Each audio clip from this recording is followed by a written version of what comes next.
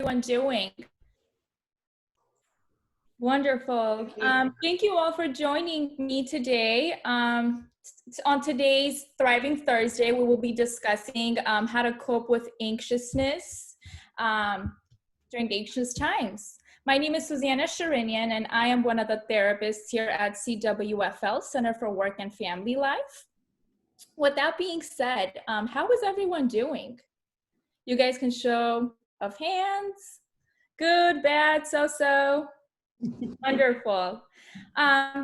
We'll be discussing quite a few tips today on how to get by, dissect, understand anxiousness. Especially during the time of this pandemic, anxiousness has been on the rise, and it is essential for us to gain some good, healthy coping mechanisms on how to kind of handle stressful times. How does that sound?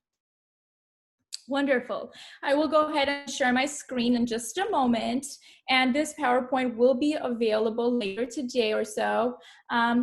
Please feel free to ask questions, type it in the chat, and we can go ahead and get started.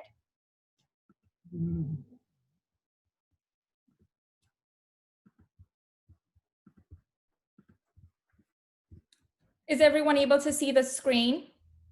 Yes. Yes. Wonderful.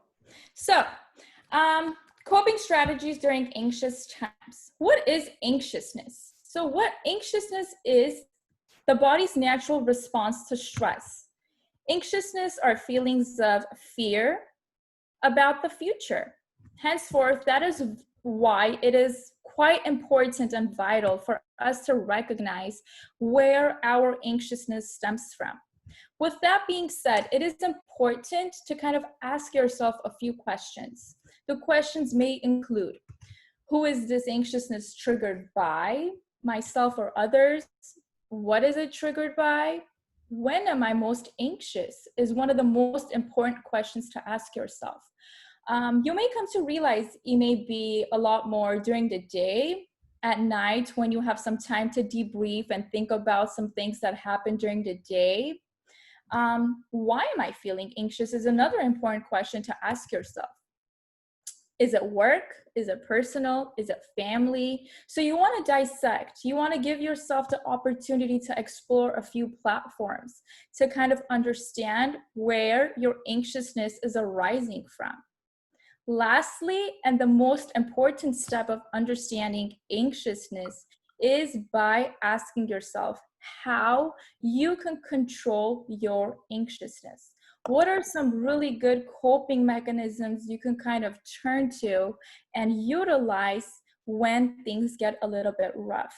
As mentioned earlier during this Thriving Thursday meeting, right now is the time where people feel most anxious. So hopefully the tools I will be providing and the guidelines I will be providing will be more helpful than not.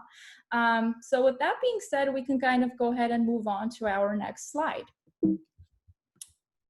So coping strategies during anxious times is just a few steps away. So with that being said, consider a simple practice when you feel as though you are starting to feel anxious by practicing some of these steps. The first slide will have the first 5, and then the second slide will have 6 through 10. We will kind of go over one bullet at a time, and then we will kind of debrief on it and understand what these steps may mean to certain people. First and foremost, let's start off when feeling anxious, when you feel as though you need some time to yourself to understand what it is that you are feeling and going through. I highly suggest taking a time out.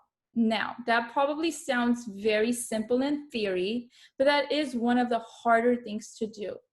To kind of stop yourself and say, this is the time I need to sit down and understand what is going on. Stop what you are doing, whether that is, working from home, close that laptop. If it is that personal issue, let it sit to the side for just a split second and take a deep breath. It's as simple as that. That's the first step of coming to cope with anxiousness. Taking that time for yourself to take a deep breath by putting your problems, hurdles, obstacles to the side. Secondly, accept that you cannot control everything. Now, this pandemic is a prime example. This is out of our control. What we can control is our behavior, our coping mechanisms, and the way we react to our issues. So it's rather better to be proactive than reactive when some things are not in our control. The third step is, as you might have heard, to stay active and exercise. Moving is a great way to reduce stress as it releases the pleasure hormone of dopamine and it burns off excessive energy. Dopamine is a great way for you to feel pleasure symptoms, such as decreasing your anxiety, your anxiousness, some of those unwanted triggered stressors. Moving on to step 4, create sources for positive support and thinking. Now, that doesn't necessarily have a concrete definition, and as it states, create your own. Find what works best for you as an individual. Some of the ones I have listed on here are identify areas you want to alter. For instance, recognizing some things you may be feeling and acknowledging, this may be good for me to kind of understand, dissect, and alter for myself. Whether that is, once again, personally, professionally, or some gains, some opportunities you want to gain in the process of altering your behaviors. Practice positive self-talk. So every night, give yourself a pat on the back for getting through another hard day, for getting through another beautiful day, and kind of be your motivating factor. Don't be afraid to tell yourself what a wonderful job you did that day.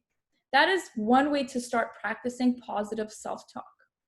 Tune in with your emotions. For instance, meet yourself where you are at. If you feel as though you need some time for yourself, give yourself the right to take that some time for yourself. If you feel as though you are at a really good place, try to remain in that good place and don't be afraid to acknowledge how you are feeling. Also, practicing positive social interactions. Now, once again, given the current circumstances, it may be a little bit difficult to do that, but do it best to your knowledge, best to your capabilities. Have Zoom parties, dance by yourself, do some things that will kind of get you motivated to do some social interaction, but also practicing the safe guidelines. Build up resilience. This is one of the best things you can do for yourself. And how will you build that? By practicing, by giving yourself on the patting yourself on the back, by giving yourself that positive self-talk, by practicing what it is that will be beneficial for you. Once again, feeding that dopamine pleasure sensation. Moving on to number 5, focus on your breathing. So I have listed a breathing method here that you may want to practice. Breathing, of course, is one of the essential ways to decrease anxiety and anxiousness. So this is most definitely one of the best practice methods you can utilize when things get rough, when you start feeling a little bit anxious, and you feel as though you can benefit from a form of breathing exercise. Now, with that being said, we will be moving on to our last slide, which is 6 through 10. Number 6, distract your anxiousness by. Now, picking a category and naming all the things you can. For example, dog breeds. I mean, who doesn't love dogs, right? Or cooking spices, cars, anything you feel that is important to you, anything you have an idea about. So name that category and start picking names, start picking colors. So utilize your do's to kind of distract yourself from that anxious feeling you may be feeling. Additionally, you can practice counting backwards by 3 from 100. That is another good way to kind of distract your mind from that anxious feeling. Number 7, journal emotions and thoughts. Have you guys ever heard of the 5 W's and 1 H? So if you haven't, this is a really good way to kind of break down your emotions. Once again, going back to the first slide, which I will refer to you in a little bit, asking yourself who, what, when, where, why, and how with any circumstance, and just jotting down bullet points. You don't have to write a big essay, nothing of that form. It can be very general and straight to the point. What am I feeling? How am I feeling it? Why am I feeling it? And when am I feeling it? And what are some good ways to overcome these feelings? These are some of the practices you may want to start practicing in case you do start feeling a little bit anxious. But overall, journaling is one of the best ways to kind of understand what you are feeling, because sometimes feelings come out best when you write. It is studied. It has, this is based on Mayo Clinic, so it is very science and research based. Journaling is the way to go. Number 8, structure time for reading, rest, and opportunities. If you don't like reading, that's perfectly fine. Set some goals for yourself, even if they're minor goals, such as today I want to have a 5-minute walk around the block. Accomplish that goal. And don't be afraid to voice that you accomplished the goal you set for yourself. That is one of the best ways you can kind of distract your anxiousness. That is one of the best ways you can kind of feed your rewarding sensations. Number 9 is practice grounding exercises. The 5 senses is a really good exercise to practice. It's the 5 things you can see, 4 things you can hear, 3 things you can touch, 2 things you can smell. This is one, and then 1 thing you can taste. This is actually one of the best grounding exercises to practice because it can be practiced in your car, at home, at work. It's one of those things that can kind of work out anywhere and everywhere. And then lastly, talk to someone. Come talk to me. Come talk to one of the other therapists here at CWFL. Find a trusting family member you can kind of turn to who's willing to hear you out, provide you some healthy grounding exercises, healthy coping mechanisms. Find a friend that you feel comfortable sharing your emotions with and who's also consistent. You want to have that support system, but you also want them to be a little bit more consistent. And you can reach out to them when things get a little bit rough. But if you can't find a trusting family member or a friend you want to share your feelings with, we are here to be part of your support system, part of your guidance, and we are here to go through the journey you want to accomplish, go through the journey you want to overcome. With that being said, that kind of concludes today's Thriving Thursday, but I'm going to go ahead and take some questions.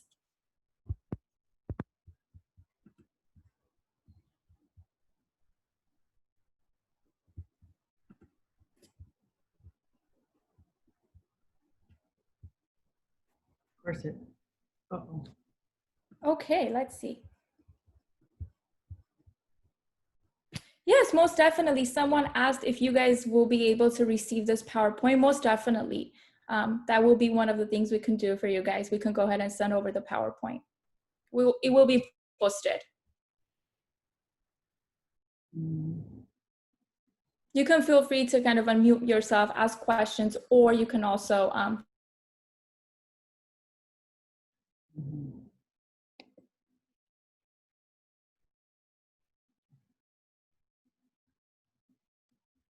Hi, I had a quick question. Do you have any recommendations for morning anxiety?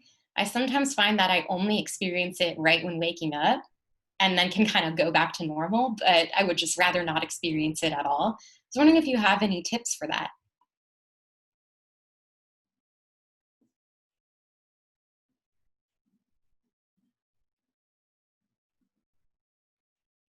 Her. You're on mute. You're on mute. I'm sorry about that. Can you hear me now? Yes. I'm sorry about that. Thank you for the question. I did hear you.